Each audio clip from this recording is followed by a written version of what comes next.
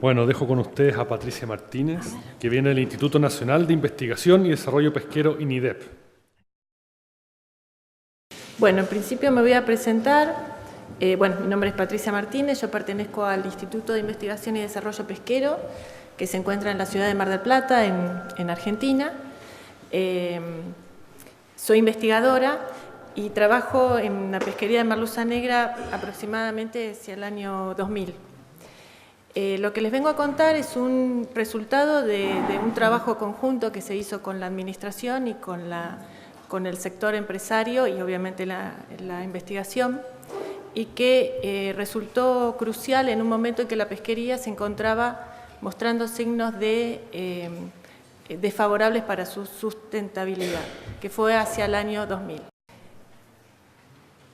Bien, esto por acá. Bien, bueno, algunos detalles que ya lo han comentado al principio de sus características. Presenta una distribución circumpolar, en el mar argentino se extiende de los 37 hasta los 56 grados de latitud sur, y la pesca en Argentina tiene la característica, de merluza negra, tiene la característica que se hace con dos tipos de aparejo, tanto con arrastre como con palangre.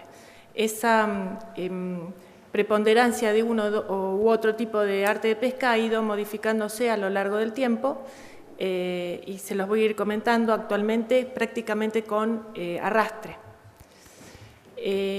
Lo que les comentaba acerca de lo que ocurrió al comienzo del 2000 fue que a raíz de una resolución que se dictó en nuestro país para proteger a un recurso merluza común, se obligó a todos los factorías y a los arrastreros congeladores a pescar por debajo de los... no hay cosa acá. Sí, acá se ve si yo marco. Sí, ¿no? A pescar por debajo del paralelo del 48, latitud sur. Y en esa instancia, buscando especies alternativas para pescar, encontraron un área que se encuentra al este de la isla de los Estados. ¿Dónde está? Acá está. Que son como 3 cuadrículas de 1 grado por 1 grado, donde encontraron capturas muy interesantes de merluza negra. Prácticamente, acá en este cuadrito podemos ver que las capturas de esa especie provenían en un 93% de esa región. En ese momento teníamos 13 palangreros y entre 20 o 25 arrastreros que pescaban prácticamente, mayoritariamente en esta región los arrastreros, y los palangreros también un poco en el área del talud, en la zona un poco más norte. En ese momento no teníamos un programa de observadores bien instalado en cuanto a una buena cobertura. No había un programa en el instituto por los 2000, si bien la financiación de los observadores se hacía a través de financiamiento externo como un Banco Mundial o algún tipo de esos agentes que nos permitía tener esporádicamente, embarcar algún observador en la flota comercial. Actualmente la situación es diferente, como seguramente ocurre acá. Tenemos un buen programa de observadores y en esta pesquería el embarque de observadores es obligatorio. Pero en ese momento, a raíz de analizando algunas de esas mareas, pudimos observar que las capturas que estaban obteniendo esa flota, tanto palangre como arrastre, estaban conformadas entre un 70 y un 90% por juveniles. Y eso se debía a que estaban pescando a baja profundidad, lo que nosotros consideramos baja profundidad. Hicimos un análisis de los lances y de las profundidades y nos daba que mayoritariamente estaban pescando entre 400 y 500 metros de profundidad. Como ustedes saben, la merluza negra tiene una distribución diferencial por profundidad, ubicándose los juveniles en aguas más someras, si se puede decir, entre que los adultos se encuentran a profundidades a mayor de 2.000 metros. Esto hicimos, obviamente se hicieron informes, se comunicaron a la administración y en ese momento tuvimos la suerte, un contexto internacional positivo, fue que CITES quería poner a la merluza negra en una de sus listas, lo que iba a complicar la comercialización. Entonces, desde la administración entendieron que era importante empezar a protegerla y crear medidas de regulación como para dar respuesta si hubiera alguna cuestión o alguna pregunta acerca de eso. En ese sentido, en el 2002 se estableció una medida de administración que fue como paradigmática porque cambió el destino de la pesquería de merluza negra y que básicamente como elementos más importantes, se consideraba pesca dirigida si tenía más del 3% de la captura total de la marea. Se estableció un área de protección, no de veda, de protección en esas cuadrículas, donde si la flota iba a pescar, solo podía pescar la flota que iba a pescarla en forma dirigida, tenía que llevar observador a bordo, podía pescar solamente a más de 800 metros de profundidad, de alguna forma se normalizó la utilización de los anzuelos, se fijó la talla mínima en 82 centímetros, no se podría traer más del 15% en número de juveniles y sobre todo lo que fue más novedoso fue la creación de una comisión asesora de seguimiento de la pesquería de merluza negra y una subcomisión mixta de control de descargas de la especie. Esto estaba formado de esta manera. La comisión de seguimiento estaba formada por representantes de la subsecretaría, representantes del INIDEP, de la Dirección Nacional de Pesca y de representantes del sector pesquero, que en ese momento, como yo les comentaba, había gran cantidad de barcos, había gran cantidad de actores que conformaban esa comisión.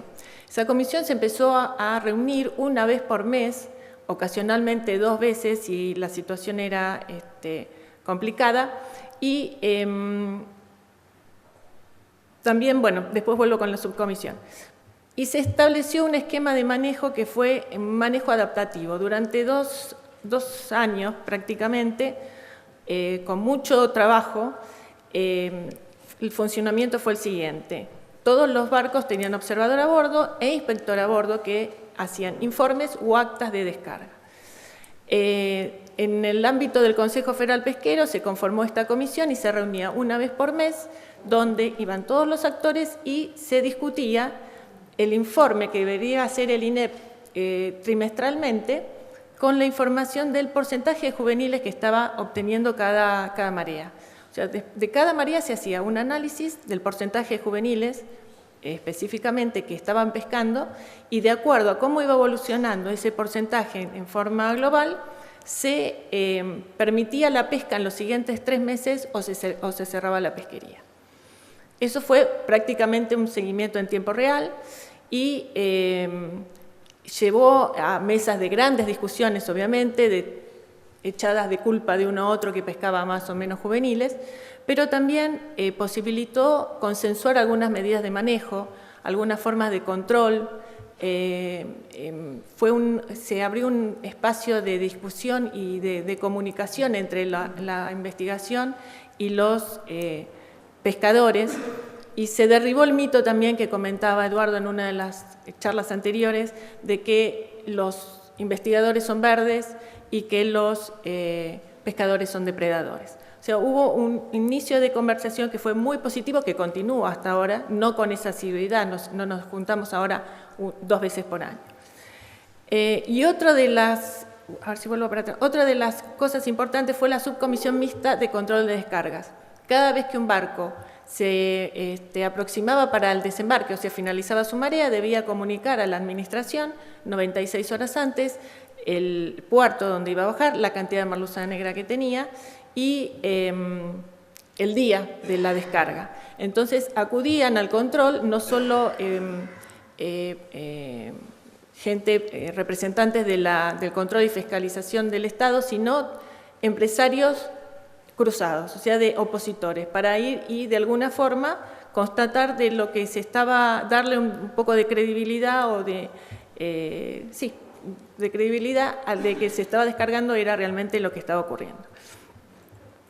Los impactos inmediatos de esas medidas establecidas en ese momento en principio, fue una disminución de la captura, porque a raíz de la información que trajeron los observadores a bordo se pudo realizar la primera evaluación de abundancia y estimación del potencial biológico que tenía la especie, porque anteriormente todos los valores de captura se establecían de alguna forma como considerando la captura histórica, pero no haciendo un análisis de evaluación. Recién en el 2004 se pudo hacer el primer análisis y cayó drásticamente la captura, la CBA que se estableció. Pasamos de una captura que estaban en 6.000 en algunos momentos a 2.400, que fue la que se estableció en el 2004. El segundo efecto que tuvo este sistema fue la disminución del esfuerzo pesquero, porque se empezaron a otorgar autorizaciones de captura por buque, tanto de arrastre como de palangre, según la historia en la pesquería, y finalmente, sobre esa base luego se aplicaron las cuotas individuales y transferibles de captura en el 2010, pero eso llevó a que en la actualidad estemos contando con un solo palangrero y 5 arrastreros, contando, recuerden los valores que yo había dicho en el principio, que eran 13 palangreros y 25 arrastreros. O sea, fue una disminución drástica del esfuerzo pesquero. Y el segundo efecto inmediato fue obviamente la disminución en el porcentaje de juveniles, que pasó a ser de un 37 en el 2003 hasta valores que rayan entre el 15 y el 13% según el año. El porcentaje de juveniles se considera en número, o sea, no se puede traer más de un 15% en número de la captura total. Permiso, voy a tomar un poco de agua. En ese espacio que comentaba yo de discusión y de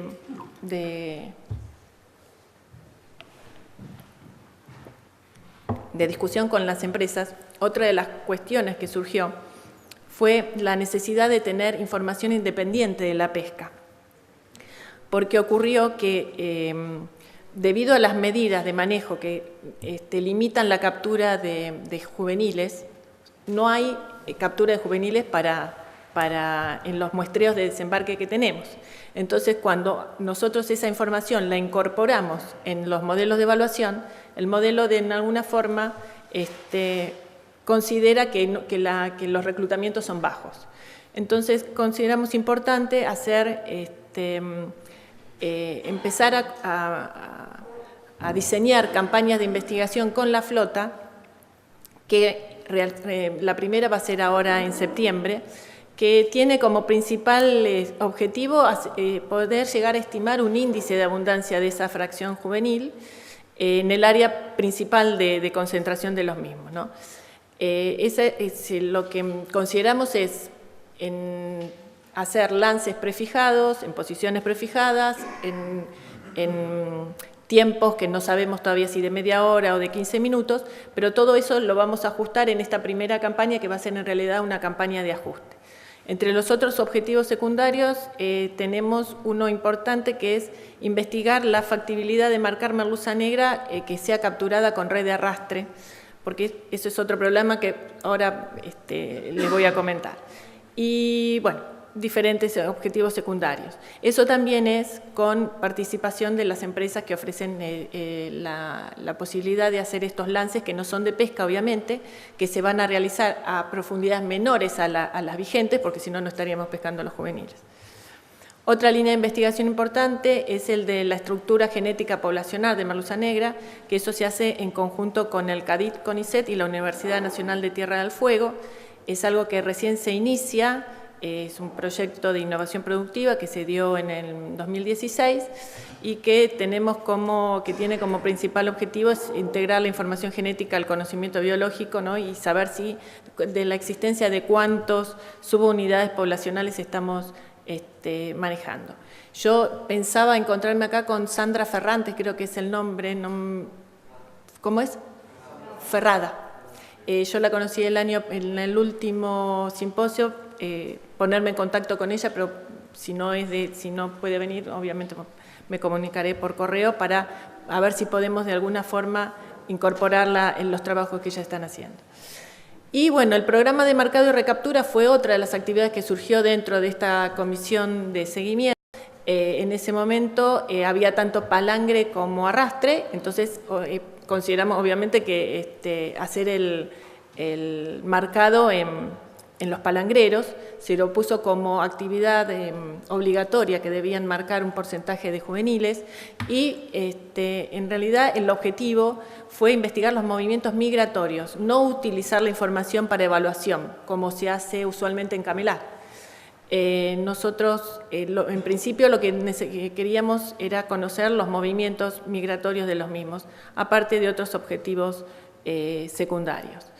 Bueno, el programa se inició en los palangreros, en ese momento no usaban la cachalotera y en la actualidad nos vemos con el problema, en principio, que primero los últimos años los palangreros habían incorporado la cachalotera a sus aparejos y el problema es que al ser un racimo de anzuelos, muchas veces el pez al ser recapturado venía lastimado y eso podía de alguna forma dificultar la sobrevivencia del postmarcado. Se marca con una marca de tipo espagueti similar a la que se usa en Camelar y el problema que tenemos ahora es que no tenemos palangreros. Entonces estamos viendo con esta campaña que vamos a hacer en un barco arrastrero, analizar la posibilidad, la factibilidad de poder marcar en un ejemplar que viene de un arrastre. Contamos con la suerte de que nos dicen los empresarios que los lances son cortos en la pesca, que no sufriría demasiado el pez en el proceso de arrastre, pero hay que hacer un análisis bien profundo para ver si realmente el estado que está, porque obviamente esto depende, el resultado va a depender del estado del pez en que sea marcado para ver si sobrevive. En su momento, cuando hicimos el plan, que empezó en el 2003, se hizo toda una difusión y se dio relojes como premio para, de alguna forma, estimular un poco la recaptura. Y entre los resultados que tuvimos, los más importantes para esta reunión, fue que tuvimos 5 o 6 ya peces marcados en nuestras aguas que fueron recapturados en aguas chilenas. Hasta acá llegó el último, que había salido desde acá. Y bueno, hay varios que han pasado. Lo que pasa es que, obviamente, tal como en una presentación se hablaba de cierta territorialidad de los peces, nosotros lo hemos comprobado. Hay ejemplares que se han marcado y luego de 2 o 3 años se han recapturado prácticamente en el mismo lugar. Obviamente esto es una marca convencional, no nos está hablando del recorrido que hizo. Es el momento que uno lo marca y lo deposita en el agua y el punto lance de donde se recaptura, pero no sabemos la trayectoria. Sería interesante hacer un programa de marcación con estas marcas satelitales que nos podrían dar un poco más de conocimiento del movimiento que tuvo. Pero esto ya para nosotros fue un resultado interesante. Lo hemos hablado con la gente de IFOP. Nosotros, el INIDEP tiene un convenio que funciona muy bien desde el 2014, 2015 empezaron ya las reuniones, ya tenemos 3 reuniones todos los años, donde se plantean actividades no solo de merluza negra, sino también de otras especies de australes, y este tema lo hemos tratado dentro del grupo de bacalao. Bueno, finalmente las características actuales de la Administración de la Pesquería, que desde el 2010 está con un sistema de cuotas. Desde hace 3 o 4 años estamos aplicando un valor, se está asignando una CMP en 3.700 toneladas. La proporción de juveniles ha disminuido sustancialmente, desde lo que era un 90% en el 2000 a un 13% en la actualidad.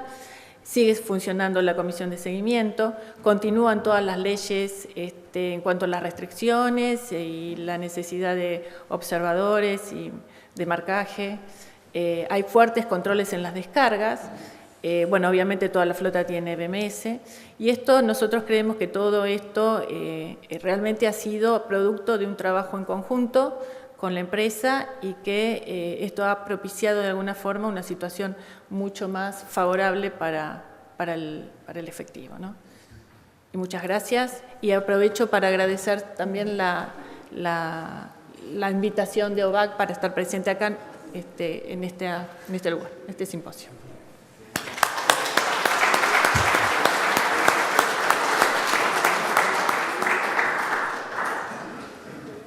¿Alguna pregunta, comentario?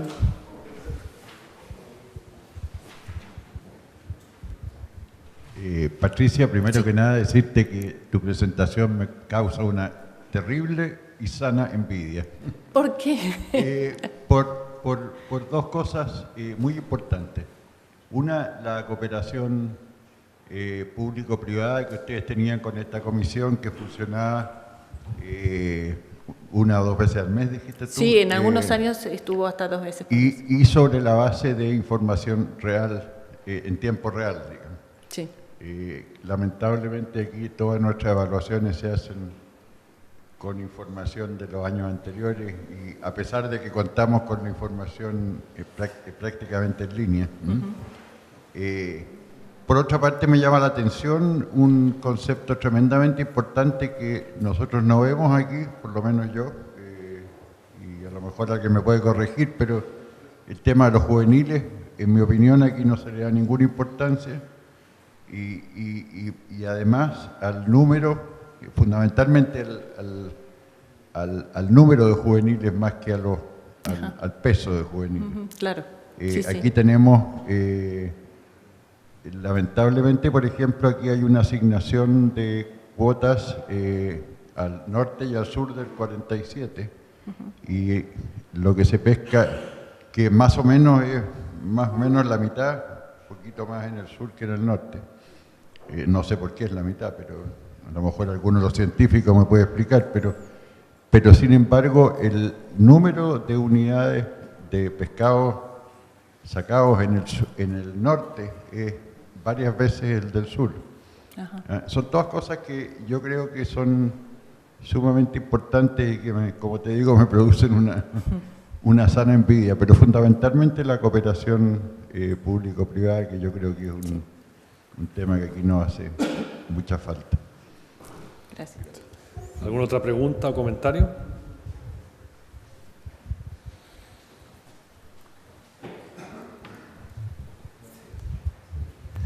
Patricia, respecto al programa de marcaje que ustedes vienen conduciendo, ¿tú me podrías decir cuántas de las marcas del Atlántico, del total de marcas del Atlántico, se han encontrado en el Pacífico? Y unas 5 o 6. 5 o 6. No muchas más, sí. ¿De un total de cuántas marcas? De 5.800, creo. Sí, es muy bajo. Acá estaba el valor.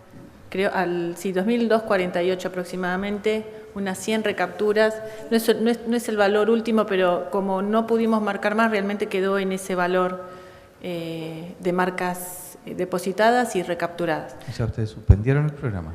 Suspendimos porque no tenemos palangreros para poder... por un tema de cómo ahora marcar. Con esta campaña que pensamos hacer a partir de septiembre con la flota, vamos a hacer un trabajo, una actividad científica ahí a bordo para ver el grado de sobrevivencia que pueden tener los peces en arrastre, porque no es por problema de profundidad, porque no tienen vejiga, pero sí por el desgaste del arrastre, ¿no? Obviamente. Gracias. No, de nada. ¿Alguna otra pregunta o comentario? Ahí habló que el fuerte actualmente de usted es el arrastre, que me imagino que hay cero depredación de parte de los mamíferos. Claro. ¿Y tiene alguna idea estimativa menos de cuánto es, si es que tienen depredadores en la parte de palangrera? No, en realidad nunca se hizo ese análisis de impacto de lo que es la depredación por parte de mamíferos, porque nunca hubo en estos ámbitos de discusión, nunca acercó la flota una preocupación por depredación por parte de mamíferos. Nunca fue un elemento que vimos como importante para empezar a estudiar. Y Y en los últimos años ya ahora hay un solo palangrero, o sea que no tenemos ese problema. Y con el arrastre es cero. Hola, buenas. Mi consulta es la siguiente. ¿En la red de arrastreros están trabajando ustedes es de media agua o fondo? No, tanto el arrastre como el palangre tienen que hacer las operaciones de pesca más de 800 metros de profundidad. O sea, cada barco que participa, que ahora son muy pocos, unos 5 arrastreros, tienen que tener un certificado de ingeniería naval que pruebe que puede hacer operaciones de arrastre a esa profundidad y en las condiciones del mar, que no son en ese lugar, no es de lo más con grandes corrientes, tienen que tener un certificado y tienen que hacer a la misma profundidad que el palangre. Pero a ustedes les contan que el patrón de pesca está trabajando con red de fondo. Red de fondo, sí. Fondo. Fondo. ¿No la sube a media agua? No. Ah, ok, gracias. No.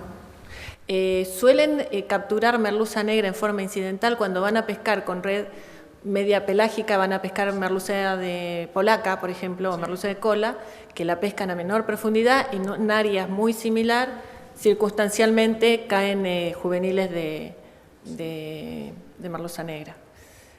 Obviamente para nosotros por ahí el arrastre no era la forma de pesca como mejor para esta especie, pero considerando que la selectividad está dada no por está dada por esta distribución diferencial que tiene por la profundidad, entonces considerando que todos si están pescando a la misma profundidad, la captura de juveniles no debería ser mayor de un tipo de arte que otro.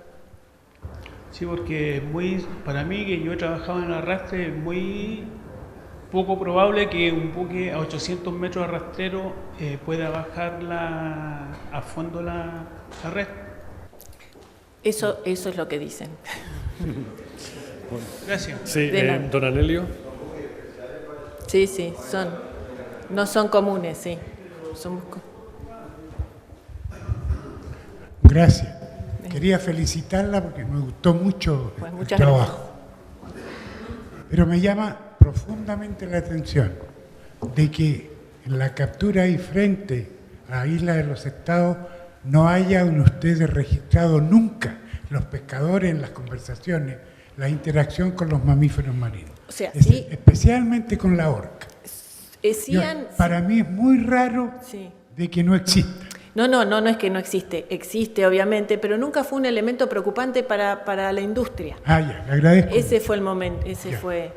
Ya. Capaz que... Había comprendido mal. No, obviamente existe y han buscado algunas alternativas. Algunos, por ejemplo, alguna vez un palangrero lo que hizo fue bajar como un micrófono con sonidos de orcas para ver si los cachalotes se retiraban. Han buscado algunas alternativas, pero no era un elemento demasiado preocupante. Muchas gracias. De nada. ¿Alguna otra pregunta o comentario? Sí. En su opinión, el stock argentino es el mismo stock que el chileno. ¿Hay indicios de eso? ¿Por la información que tiene? No diría que es el mismo, pero obviamente tiene conexión uno con otro. Obviamente hay un grado de conexión. Sería interesante si se hiciera un programa de marcado de este lado y ver si hay recaptura desde el otro. Pero obviamente es un tema que hay que investigar y por ahí el tema genético es una herramienta que nos ayuda un poco a investigar. Hay algunos estudios genéticos, no de nuestro país, pero sí desde el lado de Gran Bretaña o incluso desde Chile, pero nunca considerando muestras de nuestros peces, sino o desde Chile y pasando a Malvinas, donde dicen que es prácticamente la misma población. Hay un área de desove que se compartiría, pero bueno, hay que profundizar el estudio. Eso implicaría, obviamente, tener que pensar en las medidas de manejo y de administración. Nos llevaría a replantear algunas cuestiones. Particularmente es un tema importante si uno avanza hacia el lado de la certificación de las pesquerías. Eso es una estrategia que por ahí habría que pensar en conjunto desde la parte del sector de ambos países, qué estrategia seguir en cuanto a la conexión de los stocks, ¿no? O si son, considerarlo metapoblaciones, podría ser una salida elegante. Genial, muchas gracias, No, de Patricia. nada.